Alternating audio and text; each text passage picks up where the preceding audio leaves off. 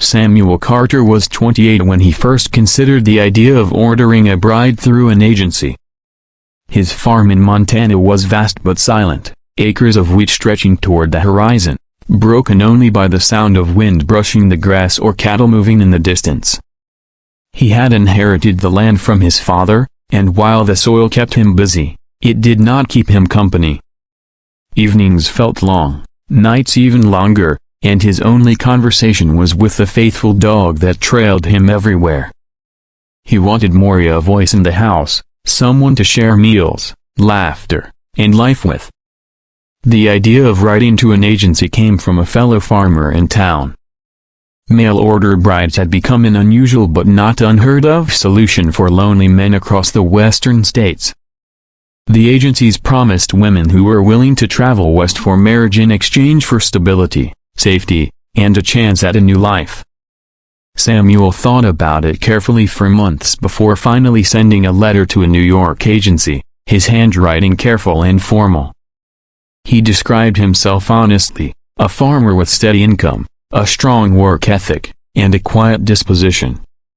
He didn't embellish. He hoped honesty would be enough. Weeks later, a reply came in the form of a delicate envelope. Inside was a letter from the agency and a small photograph of a young woman named Clara Thompson. She had bright eyes, a soft smile, and looked to be in her early 20s. Her letter explained she lived in New York but longed for the fresh air and open space of the West. She had dreams of becoming a wife, raising a family, and escaping the crowded streets. Samuel's heart raced as he read her words again and again. For the first time in years, he felt a spark of hope. The townspeople were intrigued when Samuel began mentioning Clara. Some scoffed at the idea of a woman he had never met traveling across the country just for him. Others, more sympathetic, wished him well. At the general store, old Mr. Higgins chuckled, saying, "Careful now, Samuel.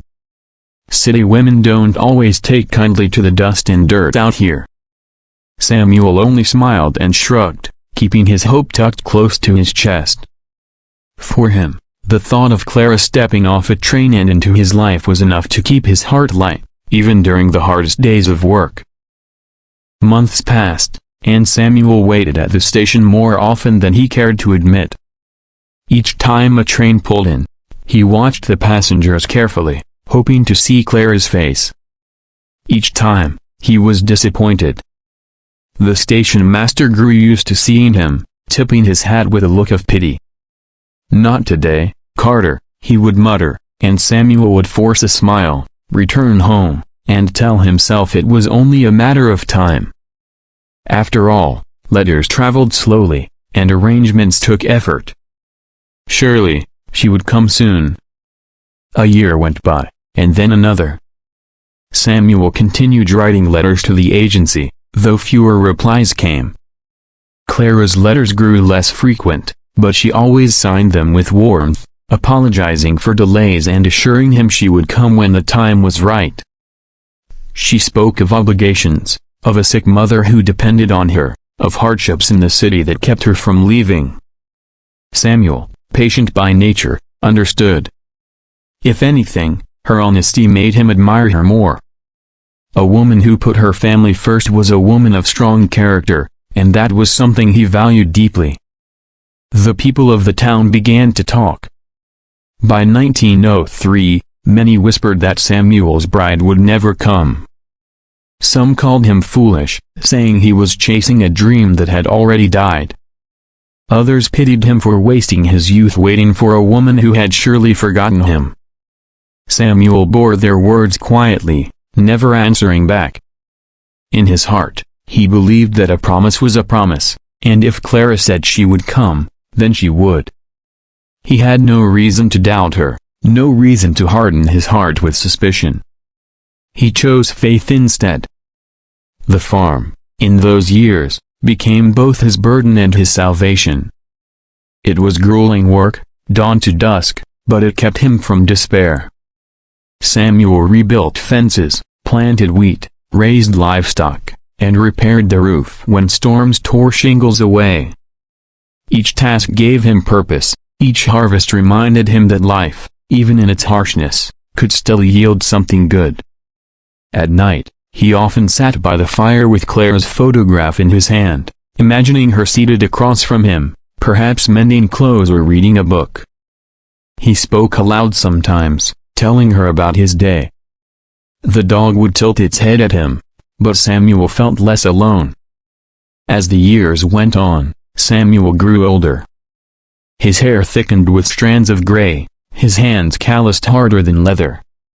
Yet the idea of Clara never faded. Some part of him even grew stronger in his conviction. He had waited this long, and each year that passed only deepened the promise he had made silently to himself: he would not give up. When friends urged him to consider local women, widows or younger girls in town, Samuel politely declined. His heart was spoken for, even if fate seemed slow in delivering her. In 1906, rumors spread that the agency in New York had closed, leaving many men without word from their promised brides. Panic stirred briefly in Samuel's chest, but then, almost miraculously, a letter arrived. Clara explained she had faced many hardships, that her mother's health had worsened, and that she could not leave yet. She assured Samuel she had not forgotten him. Reading the letter, Samuel felt a swell of both sadness and relief. She was real, still thinking of him, still writing.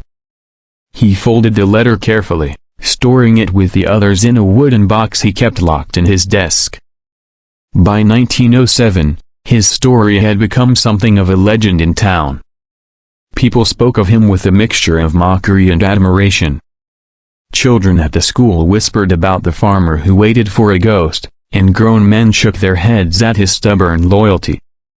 But Samuel paid little mind. His farm thrived that year, and with each sunrise, he told himself he was one day closer to Clara's arrival. The thought carried him through bitter winters and dry summers, through long days of plowing and long nights of loneliness. When the year 1908 began, Samuel was 38. 10 years had passed since the first letter, 10 years since he had seen Clara's photograph. Many would have given up, closed the door on the dream, and moved on. Samuel, however, was not like most men. His patience was not born of naivety but of quiet strength, the kind that came from working the land and enduring its endless demands. He believed in things growing slowly: crops, trees, and love. And so, even after a decade, he kept waiting. The autumn of 1908 carried with it a crispness that hinted at change. Samuel Carter woke before dawn, as he always did, but this day felt different. Something in the stillness of the morning seemed charged, like the sky itself held its breath. He washed at the basin, dressed carefully in his best shirt, and brushed dust from the jacket he wore only on Sundays. For the first time in years, he picked wildflowers from the meadow, arranging them awkwardly but with care. Today, he had heard, a train was bringing new passengers. Today, he felt, Clara might finally arrive. At the station, the townspeople gathered in curiosity. For years, they had watched Samuel wait in vain, and the prospect of his bride truly arriving had become something of a spectacle. Children clambered on crates for a better view, while older women whispered behind gloved hands, wondering what sort of woman would finally step into Samuel's life. Some men joked that she had probably forgotten him long ago, while others, more kindly, hoped he would not face disappointment again. Samuel stood apart from them, clutching the flowers, his heart thundering in his chest as the whistle of the train grew louder. The locomotive roared into view, steam hissing and wheels screeching as it came to a halt. Doors opened, and passengers spilled onto the platform: businessmen in tailored suits, families with tired children, women carrying travel-worn luggage.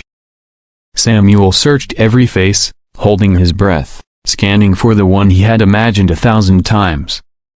Then, at last, a woman stepped down who caught everyone's attention. She was not the young, slender woman from the photograph, but taller, broader, and heavier, her presence commanding as she stood among the crowd. Murmurs rippled immediately. "That can't be her," someone whispered. The woman looked around, her eyes sweeping the station before landing on Samuel. She hesitated only a moment before walking toward him. Samuel's pulse raced as he realized who she must be. Though her face was fuller and older, though time had changed her body, there was something familiar in her gaze, the same brightness he had seen in the photograph, the same warmth he had imagined through her letters. She stopped before him, clutching her bag, and spoke softly, her voice tinged with both nervousness and relief. "Mr. Carter? I am Clara Thompson." The words seemed to silence the crowd for a moment. Samuel stared, his mind spinning. He had dreamed of this moment for 10 years, pictured it in countless ways, yet never like this. He opened his mouth but found no words. Clara looked down briefly, as though ashamed. "The picture I sent you," she said quietly, "was taken when I was very young. My mother fell ill, and I stayed to care for her all these years. I could not leave until she passed. I am not the girl you expected, but I came, as I promised." Samuel's grip on the flowers tightened, and for a heartbeat he felt the weight of every whispered warning, every mocking laugh from the townsfolk. Yet as he looked at Clara, he saw more than the years and the size of her frame. He saw the strength it must have taken to remain dutiful, the courage to finally leave her home and cross half a country. Her face bore lines of hardship, but her eyes still shone with honesty. Slowly, deliberately, Samuel extended the flowers to her. "10 years I waited," he said softly, "and I am glad you came." The crowd erupted into murmurs once more, some incredulous, some touched by the scene. Children stared wide-eyed, while the women exchanged glances, some nodding in approval, others shaking their heads in disbelief. But Samuel paid them no mind. His world had narrowed to the woman standing before him, to the smile that flickered across her face as she accepted the flowers. Clara's hands trembled slightly as she held them, and for the first time since stepping off the train, she allowed herself to breathe. She had feared rejection, yet here was acceptance, simple and steady. They walked together from the station, Samuel carrying her heavy trunk with ease. As they passed through town, more eyes followed them, conversations halting mid-sentence as people watched. Some chuckled quietly, predicting it would not last, others looked on in quiet admiration. Samuel ignored the stares, speaking instead to Clara in his calm, gentle way. He asked about her journey, and she described the long, uncomfortable train ride, the sleepless nights, the mixture of fear and hope that had carried her forward. Each word eased the tension between them, each exchange weaving a fragile thread of connection. When they reached the farm, Clara paused to take in the wide fields, the barn, and the little house with smoke curling from its chimney.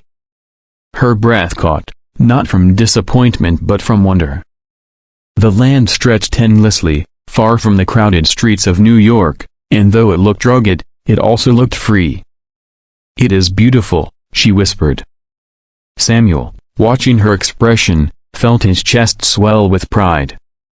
He had spent years tending this place alone, and now, at last, there was someone to share it with.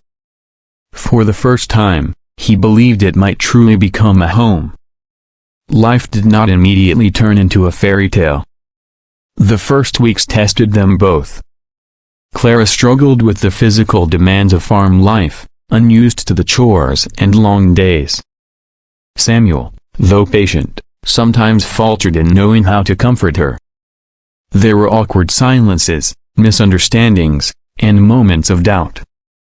Yet there were also small victories, Clara learning to bake bread in the farmhouse oven, Samuel surprising her with fresh milk each morning, laughter shared over mistakes made in good faith. Slowly, cautiously, they began to find rhythm in their days, learning each other's ways as they had once learned the land. The townsfolk remained skeptical. Gossip spread quickly, some saying Samuel had settled for less than he deserved, others claiming Clara was too mismatched for him. But Samuel paid little attention. He had spent 10 years waiting, and he would not waste his days worrying about idle words. Instead, he focused on what was real: the woman who had kept her promise, who now sat at his table, who worked beside him even when the work left her weary. Clara, too, heard the whispers when she went into town, but she held her head high, determined to prove her worth. Winter came early that year, bringing snow that blanketed the fields and tested every ounce of their resilience. Clara, though unused to the bitter Montana cold, adapted with surprising strength. She rose before dawn to tend the fire, bundled herself against the wind to help Samuel with the animals, and cooked hearty meals that warmed them both. Samuel watched her in quiet awe, realizing that while she might not resemble the young woman from the photograph, she possessed something far greater: endurance, loyalty, and the ability to face hardship without breaking. Slowly, affection bloomed between them, tender and real. By spring, the farm seemed changed, not in appearance but in spirit. Laughter echoed in the farmhouse, a sound absent for more than a decade. Clara planted flowers by the front door, their colors brightening the landscape. Samuel found himself speaking more, sharing memories of his parents, his hopes for the future, and even his fears. Clara listened with patience, offering her own stories of the city, of her late mother, and of the loneliness she had carried.